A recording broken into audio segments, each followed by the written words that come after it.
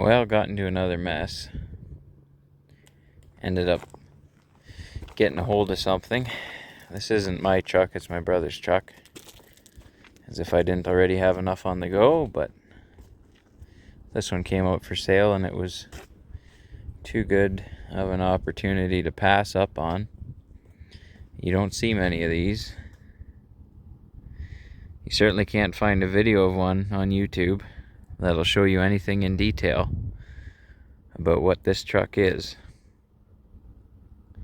It's a 1987. It's not numbered.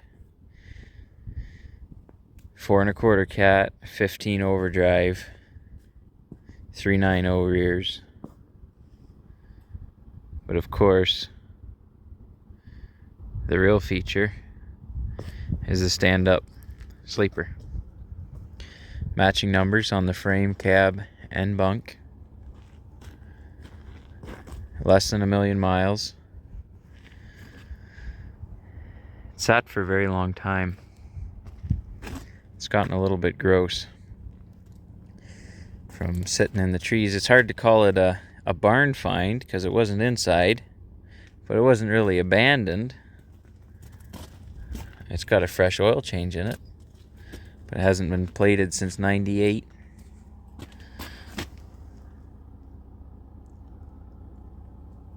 It's not often you see that on a truck these days.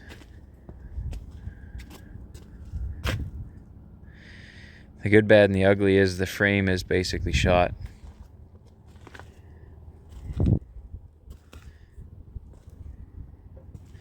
Problems aren't actually rust jacking under the fifth wheel like you would suspect.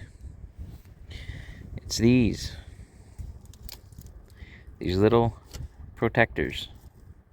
You want to protect your airlines, so you put these on. Well, under the cab by the transmission, these trapped in corrosion, and I've got the frame absolutely wafer thin. So, in the spirit of protecting hoses from abrasion, it's wrecked the entire frame. But that can be dealt with. It's got oval Peterbilt rims, 24/5s. Truck was built in November of '86. You can see on the tank there, that's a October '86 tank.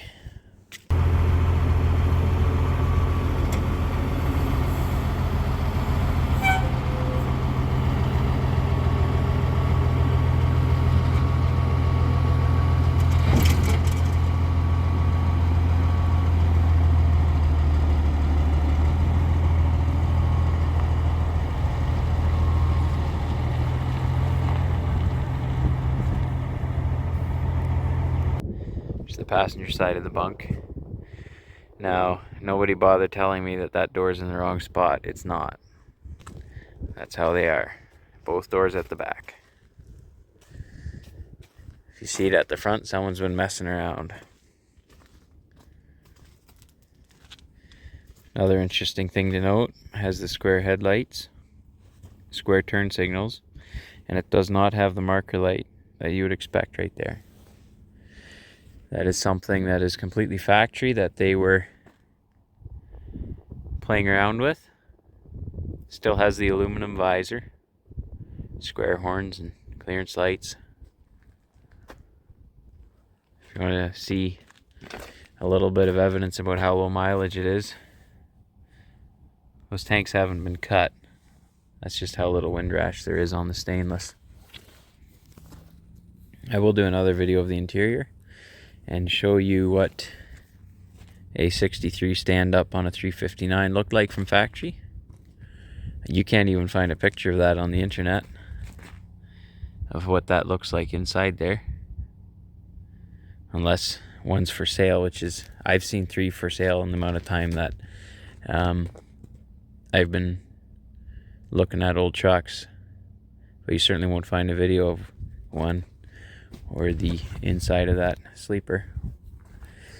You'll hear a lot of numbers on how many of these trucks were made. I've never heard a number much over 300. One guy thinks he has a fairly accurate number at about 216 or a little bit over. And they won't all be survivors. The bodywork on the truck is in very good shape. Nearly no corrosion at all on the cab, hood, and bunk. That's a little bit to be expected. It's not even puffy around the window like they are bad for. And for a Peterbilt, you really can't complain about that. For the bottom of a bunk, it's just a little bit of bubbling. A lot of stuff's gonna have to get ripped off of it. Exhaust. All of the stuff that can rot out has rotted out on that side of things.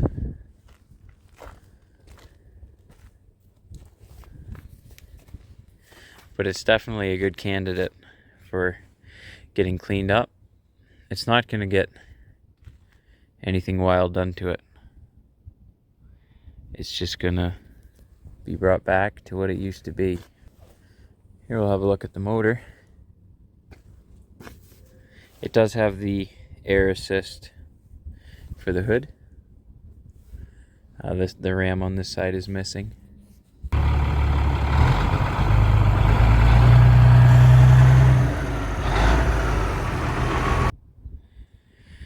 So 4 1/4 cat B model, air to air, obviously. It's air conditioning. Has a fairly fresh rebuild.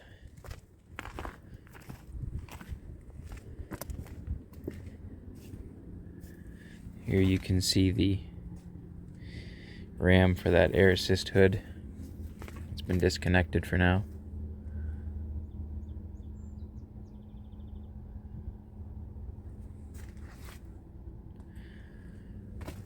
Sure is a lot nicer than mine for the amount of room you get and the amount of access to the back of the motor. It's pretty handy. Sure, it'd be a lot easier changing that brake valve on this one than it is on mine, especially with it not being a V8. I thought just a good close-up of the condition the truck is in. Like I said, it's completely original.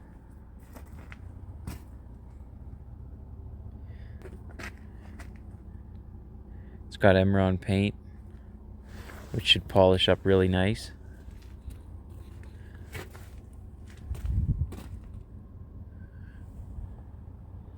It's got those old lights in there.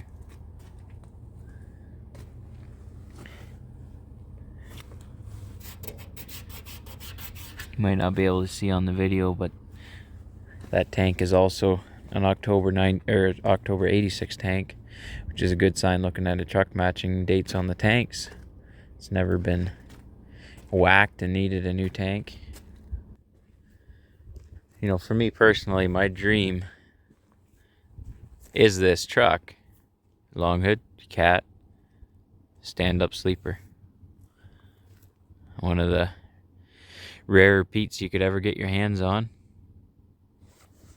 And I'm also glad for that as well, because it's quite an interesting truck to share with people. And so to be able to make videos of something this rare, it will go on the road some, whether it's just hauling grain or for joy rides. It'll definitely get out to the Clifford Truck Show there. Not sure if it will this year or not.